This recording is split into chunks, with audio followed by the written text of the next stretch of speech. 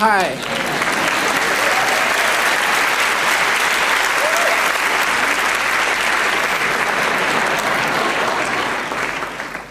Hi, I'm Jiansu, and you just saw me coming in, and you saw how I'm dressed today. And before I even started talking, I bet you had formed your first impression on me. Now let me ask you just two details. How old am I, and where am I from? Well, if I were you, I would have guessed this is this like 30-year-old crazy guy from Korea who tries to bring breakdance back to Germany. Well, the true answer is I'm 43 years old, and I was born here in Munich, and I grew up here in Germany.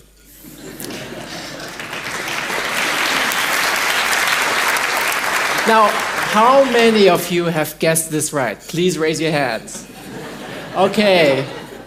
Well, this happens to me all the time. People misjudge my age or my origin. But think about yourself now. Do you remember that somebody has misjudged yourself? Maybe unfair? Or do you remember that it was a time that it was you who has misjudged somebody else? Today, I'm going to talk about why we are likely to make such mistakes in our judgment and how we can avoid making these mistakes by a simple principle. But before I start explaining, let me ask you just one more question. Do you get annoyed by people who always want to be right? Please raise your hands. Okay.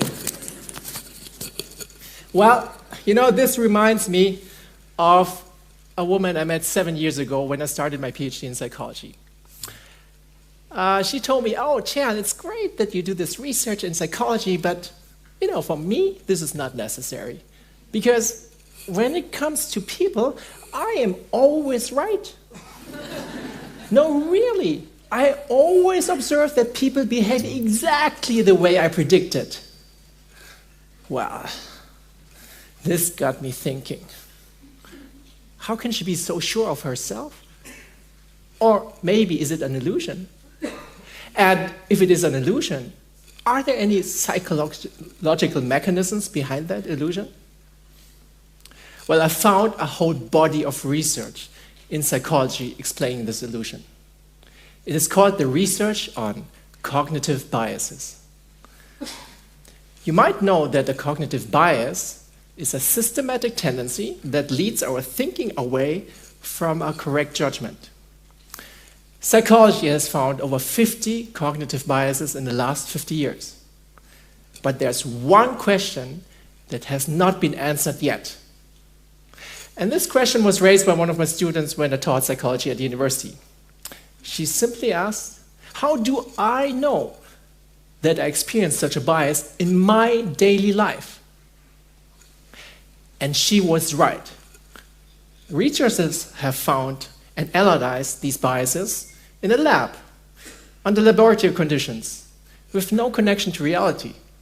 So I had a new challenge. How can I explain these cognitive biases without the academic background and select only those which are relevant in our daily life?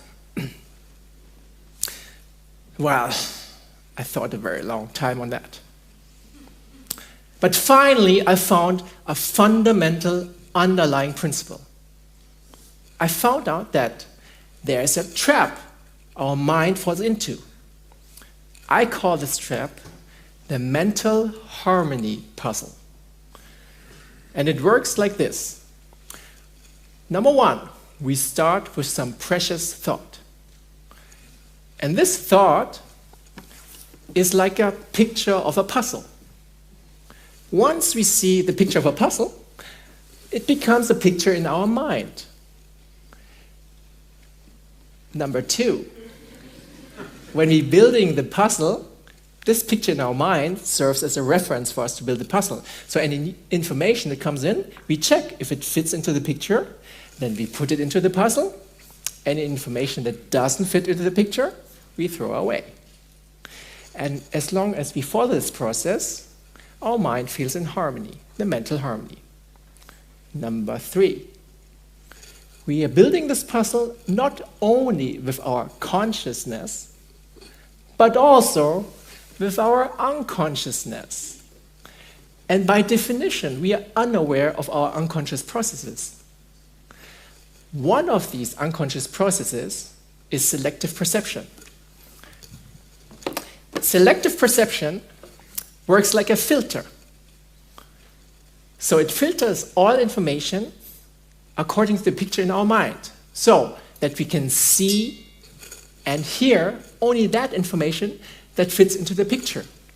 So even if we started from a wrong picture, we would still see and hear that information that tells us, yeah, I was right. Yeah, exactly how I predicted. Yeah. So we wouldn't even realize that we end up in a wrong judgment. And that is a trap of the mental harmony puzzle. Now, to illustrate this, let me tell you the story of a friend named Sarah. I met her during my PhD studies, and she told me a lot about her dating life. And usually it started like this. Oh, Chian, I had a great date on the weekend. He was so intelligent and so handsome and so cool. Only positive aspects, not any negative ones. This is the so-called confirmation bias. It is a systematic tendency that we actively seek only information that confirms our beliefs, and we reject information that disconfirms our beliefs. So Sarah takes only those puzzle pieces of intelligence and attractiveness into her positive picture of her date, and she rejects information of negative ones, like he was not generous and didn't treat her during her dates. A couple of months later, I met Sarah again. And then she told me something different. He's so stubborn. You know, he never listens to me. And when I tell him, you never listen to me, he tells me the same thing back. But objectively, I'm the much nicer person in this relationship. This is the so-called self-serving bias. It is a tendency that we focus our attention only to that information that enhances our self-esteem and protects us from any negative feedback. The underlying psychological mechanisms are similar to that of the confirmation bias. The difference is, in the confirmation bias, we are building a puzzle of a picture of just any kind of belief, like Sarah thinks her date is the best person. Whereas in the self-serving bias, we are building a puzzle of a picture of ourselves. So Sarah thinks she herself is the best person. A couple of months later, I met Sarah again. And then she told me, he's so terrible. I had to end this relationship. Actually, you know, it was clear from the beginning. This relationship was not possible. I saw it all coming. Well, this is the so-called hindsight bias. It's a tendency that we don't remember the past according to what we experienced, but to what happened later. So if we started to build a puzzle on a smiling face, and then reality turned bad, then we suddenly seem to remember it was a frowning face. Now, what can we learn from Sarah? The confirmation bias confirms our initial beliefs, the self-serving bias enhances our self-esteem, and the hindsight bias changes our memory of the past to reality. They have something in common. They are all based on one precious thought that our mind wants to preserve, so it can feel in mental harmony. But we have to fight this harmony because it triggers selective perception. And that makes our mind miss all the contradicting information. So if we started from a wrong picture, this contradicting information could turn a wrong into a right judgment. Now here's the good news. We can do something about that. We can actively reduce our biases by willpower. And here's how. Recommendation number 1. Fight the first impression. Studies have shown that you're forming your first impression of a person in the first 100 milliseconds. That is shorter than a glimpse of your eyes. So even before you have your first conscious thought about the person you're meeting, you're already holding a picture in your mind. And you're very reluctant to change this picture. So the takeaway message here is, constantly remind yourself that you're unaware of your first impression. If you do that, you're ready for recommendation number 2. Jump to the other side. So once you know that you're already having a pre-built picture in your mind, you can explore the other side of the picture. There's one little trick. You have to find concrete evidence. So find out what you have seen or heard, like you've seen that this person helped an old woman over the street, or you've heard him respond in a friendly voice to an aggressive person. So the takeaway message here is, jump to the other side means find at least 2 concrete arguments of the opposite opinion. Now, you can also train your unconscious mind by recommendation number 3. Define your inner focus. Once you become aware that you have a bias, for example, I don't like skinny persons, then you can reduce this bias by formulating an intention. In the form, when I see a skinny person, I immediately remind myself of the great Gandhi. Now this works only if you do this repeatedly.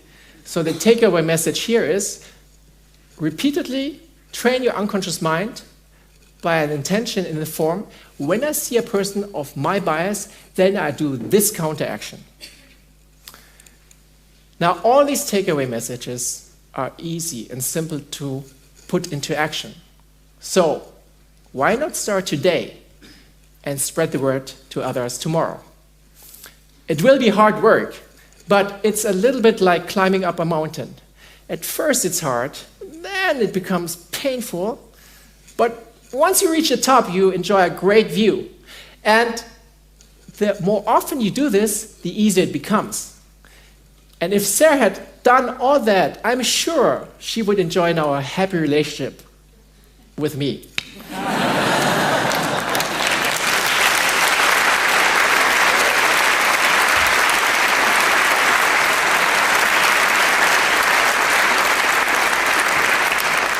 So I wish you many happy climbings and enjoy a great view into why we are wrong when we think we are right. Thank you very much.